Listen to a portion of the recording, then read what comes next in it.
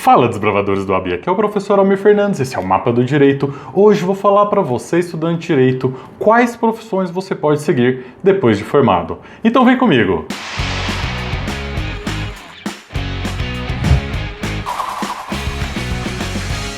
Pessoal, muitos estudantes do curso de Direito têm diversas dúvidas sobre qual carreira vai seguir depois de formado. A gente sabe que a advocacia é uma das opções. Então, meu objetivo aqui nesse vídeo é falar para você por quais caminhos você, estudante de Direito, pode seguir depois de formado. Mas antes disso, curta esse vídeo, se inscreva no nosso canal e ative as notificações para que você fique por dentro de todas as nossas novidades. E também nos siga nas nossas redes sociais, que o endereço está aqui embaixo. Então, pessoal, como eu disse, vários estudantes têm grandes dificuldades em decidir o seu futuro depois do término do curso de Direito, depois da sua graduação. A grande maioria pretende seguir pelo caminho dos concursos públicos, mas vários outros não têm essa paixão, essa grande vontade de ser um servidor público. E aí, o que fazer nesses casos? Olha só, tanto o setor público quanto o setor privado abrange uma infinidade de profissões que podem ser seguidas. Cada uma tem as suas vantagens e as suas desvantagens. Olha só, basicamente, um bacharel em Direito pode seguir 5 caminhos quando termina o seu curso. Então vamos lá, vamos falar sobre cada uma delas. A primeira dessas oportunidades é justamente as carreiras públicas. Então, aquele estudante terminou o curso, fez a sua graduação, colou grau, começa a estudar para concursos públicos. Há uma infinidade de concursos públicos aqui no Brasil. Você pode seguir por diversos caminhos. Tem alguns concursos que exigem a inscrição nos quadros da OAB. Por exemplo, os concursos para procuradoria, porque um procurador ele é um advogado. Mas tem vários outros que não exigem a inscrição nos quadros da ordem, como por exemplo a própria magistratura. Magistratura você não é obrigado a ser advogado para se tornar um juiz.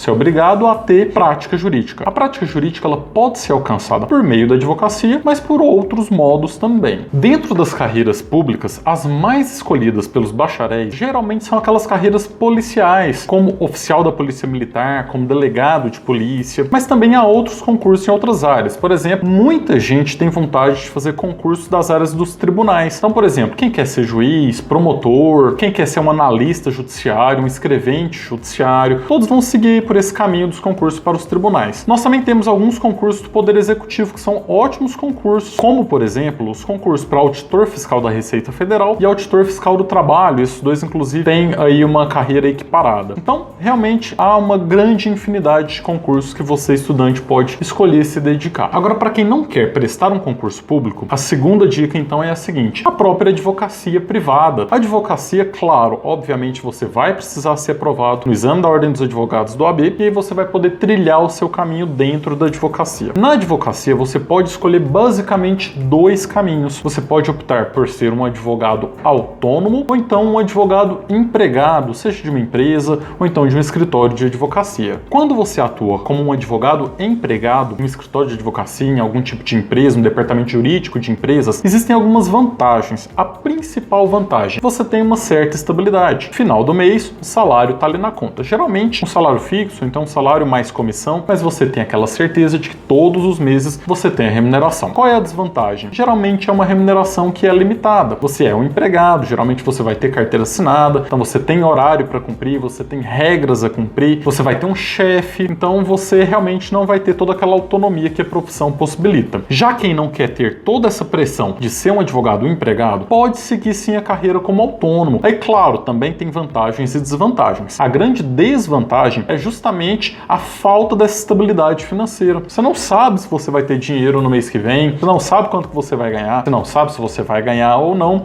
então existe algum risco aí nessa profissão. A vantagem, por outro lado, é que diferentemente do empregado, você não tem nenhum tipo de limitação. Então, um advogado que é autônomo, ele pode aí atingir o céu é o limite, tá? Não tem nenhum tipo de limitação financeira. Eu acho que assim, cada pessoa deve analisar o seu próprio perfil para verificar se quer seguir esse caminho como advogado empregado ou como advogado autônomo, tá? Geralmente aquelas pessoas que têm um perfil um pouco mais conservador, que não quer se expor muito a riscos, o caminho é ir pro lado de ser um empregado mesmo, porque você vai ter aquele salário, você pode ter bons salários, nada impede você ter ótimos salários e vai construir a sua carreira em cima disso. Agora, já você que é mais arrojado, você que tem um perfil mais empreendedor, aí claro, você assumindo todos os riscos da profissão, eu indicaria que você fosse pelo lado do advogado autônomo, realmente onde você pode construir você mesmo a sua profissão. A terceira profissão que um bacharel no curso de Direito pode exercer aqui no Brasil é a de paralegal. Apesar de que o paralegal ele ainda não foi regulamentado, tem um projeto de lei que está tramitando aí no Congresso Nacional para regulamentar o paralegal. Mas mesmo sem essa regulamentação, o bacharel em Direito ele pode sim atuar como uma espécie de assistente do advogado. Dentro de um escritório de advocacia, tem diversas funções que um bacharel em Direito que não é inscrito na OAB pode realizar. Por exemplo, ele pode auxiliar o advogado na organização de documentos, no peticionamento, ele pode fazer parte da controladoria jurídica, pode fazer um marketing jurídico, pode participar de audiências como preposto, pode fazer diligências externas, ou seja, tem realmente uma infinidade de atividades aí que o bacharel pode se emprestar mesmo sem ser advogado. E tudo isso legalmente. A quarta profissão que o bacharel em Direito pode seguir é o de professor acadêmico. Então esse bacharel terminou o curso de Direito, ele pode ser um professor. A maioria das faculdades exigem pelo menos o grau de especialista. Então você tem que fazer pelo menos uma pós-graduação para ser um professor universitário, uma faculdade no curso de Direito. Agora, várias faculdades já vêm exigindo pelo menos o grau de mestrado, outras exigem o grau de doutorado, tá? Mas como especialista você já consegue ter um acesso aí nesse mercado da docência universitária. A docência universitária é uma ótima profissão. Eu, além de ser advogado, eu sou professor há mais de 4 anos e é uma ótima profissão. Apesar de a remuneração não ser muito boa, mas há uma grande gratificação em conseguir passar o conhecimento adiante. Então, eu realmente recomendo para você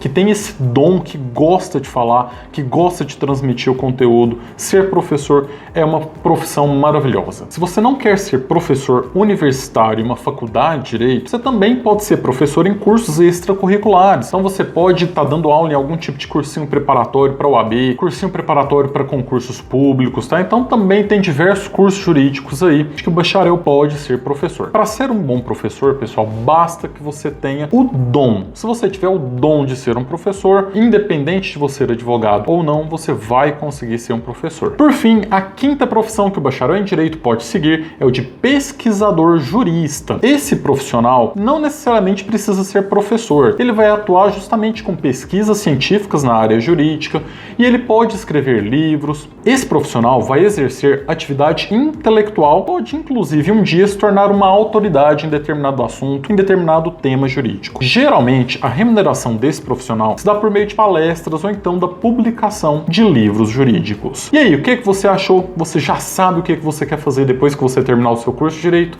Comente aqui embaixo e vem comigo traçar o mapa da sua aprovação na OAB.